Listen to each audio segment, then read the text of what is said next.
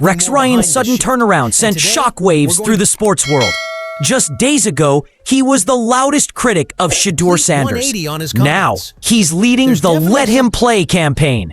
The pivot was so abrupt, it almost gave the audience whiplash. But behind the polished ESPN cameras and PR statements, the truth was simple. Rex wasn't changing his heart. He was saving his job. After the storm that followed his reckless comments, sources inside ESPN revealed the panic that spread through upper management. Advertisers threatened to pull sponsorships. League officials reached out directly. And even the NFLPA quietly expressed concern about the tone of Ryan's remarks. In an age when narratives move faster than fact, his words had done more than offend. They had endangered relationships the network couldn't afford to lose. That's when the redemption segment was born. According to insiders, producers prepped Rex with talking points before his return to air. The new tone?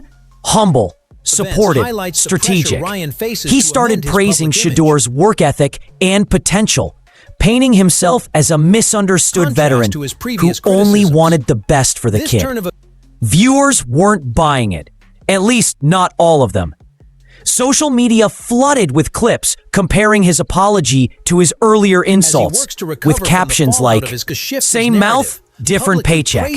But something about this reversal spoke volumes about the state of football media. The old school commentators, the ones built on shouting matches and hot takes, were starting to lose power. Shedeur's rise wasn't just rewriting the field. It was rewriting who gets to speak about it. Even as Rex scrambled to fix his image, others like Cam Newton and Michael Irvin went on offense, calling out the hypocrisy directly. "If you're gonna talk down on a young man," Irvin said, "you better be ready to back it up with facts, not feelings." And just like that, the balance shifted again. The league, the fans, and even the media had one message for Rex Ryan. Your era of unchecked arrogance is over. By the weekend, Rex Ryan's apology tour had become the biggest soap opera in sports television. He showed up on every ESPN segment he could book. First Take, Get Up, even late-night guest spots. All echoing the same rehearsed sentiment. I just want what's best for the kid. But the internet wasn't fooled. Every clip, every smile, every carefully crafted line was dissected in real time. Viewers began calling it Rex's rebrand, a PR project disguised as reflection. The ratings told a deeper story.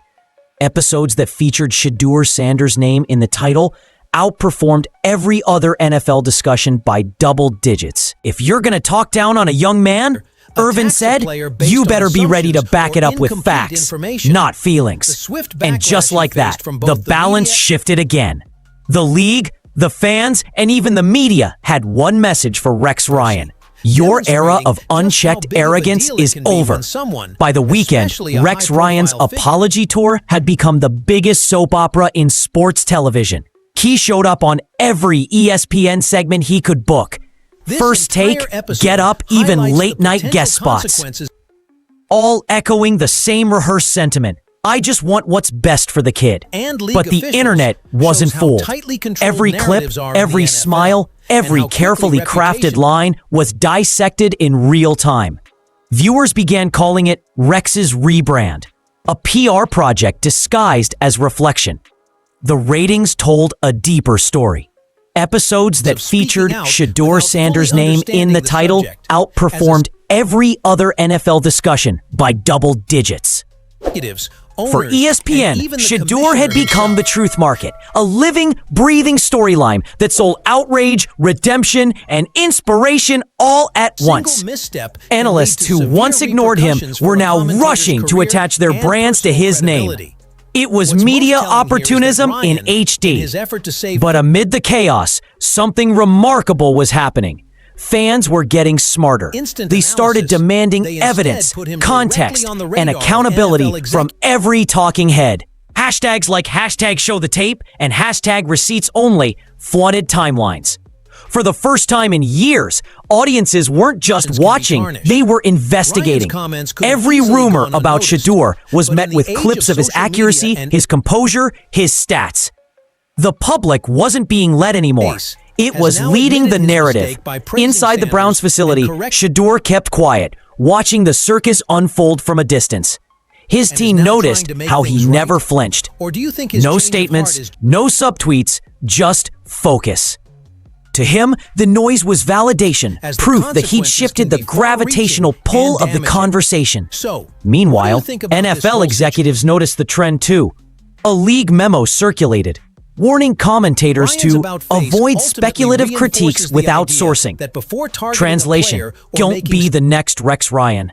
The message was clear. The era of reckless talk was closing. By Monday morning, ESPN's tone had done a complete 180. The same panelists who once mocked Shedeur Sanders were now calling him the future of the franchise. The graphics department rolled out fresh lower thirds. Cleveland's quiet leader and the network's social accounts were suddenly filled with highlight reels of his preseason throws. It wasn't journalism anymore. It was rehabilitation. The redemption game had begun. Rex Ryan kicked off the narrative shift with a segment that could have doubled as an apology letter. He praised Shedeur's discipline, his footwork, his maturity beyond years, and called him the kind of quarterback who reminds you why you love football. It was a masterclass in selective memory. The same man who'd mocked the rookie, now pretending he believed in him all along. But fans remembered. The internet doesn't forget. Clips of Rex's old rants circulated alongside his new praise, forming an endless loop of contradiction. One fan comment summed it up perfectly. Rex Ryan's opinion changes faster than a quarterback read under blitz. Yet, in a strange way, the chaos worked in Shedeur's favor.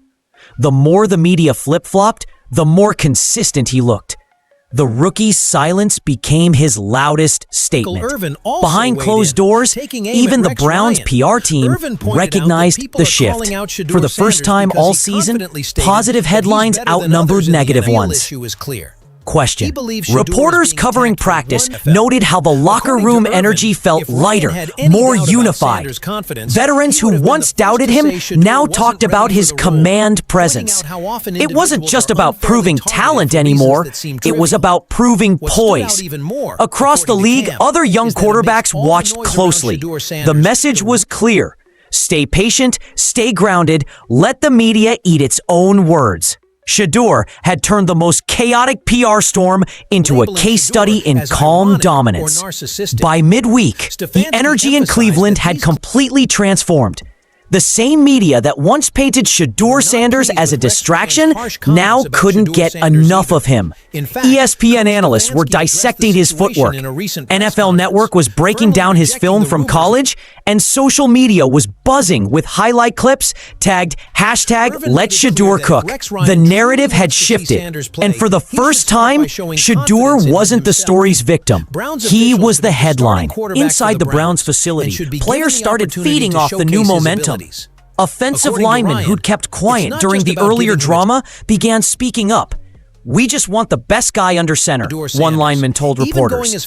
And right now, that's Shedeur. It was subtle, but powerful, a public declaration of faith from inside the locker room. Coaches couldn't ignore it. Even Kevin Stefanski's replacement, interim coach Jim Schwartz, noticed the difference in practice. The offense was crisp, focused, and confident. The rookies were responding to Shedeur's leadership. He wasn't barking orders. He was setting tempo. Every snap, every audible, every read carried purpose. When he threw a perfect back shoulder fade in the red zone drill, the entire field erupted. It wasn't just a throw. It was a statement. I belong here. Meanwhile, Rex Ryan tried to ride the wave he helped create. He went from being the villain to the truth teller, saying on live TV, "You know, maybe I came down too hard on the kid, but look, I always said he had the tools." It was revisionist history, pure and simple. But the NFL is built on short memories, And for now, Rex's self-rebranding was working. Behind the scenes, PR executives were already planning the next chapter. They wanted to reintroduce Shedeur to the public as Cleveland's future, not the controversy. Sponsorships that had once backed away were suddenly calling again. His jersey sales spiked. The same commentators who questioned his humility were now praising his focus. The irony wasn't lost on anyone close to Shedeur. He hadn't changed a thing. The world around him had. The storm didn't define him. It revealed him. And from that revelation, a new era in Cleveland football was quietly being born. Game day arrived under a heavy sky, the kind that felt more cinematic than real. Cleveland's air was cold, tense, and electric all at once. Fans filled the stadium in cautious optimism, half expecting the usual heartbreak, half hoping for rebirth. For weeks, the city had lived through drama, leaks, firings, and headlines. But now, the noise had stopped. All that remained was anticipation. Shedeur Sanders walked through the tunnel in silence, helmet in one hand. The other resting on his chest, where his father's words were taped on a strip of white athletic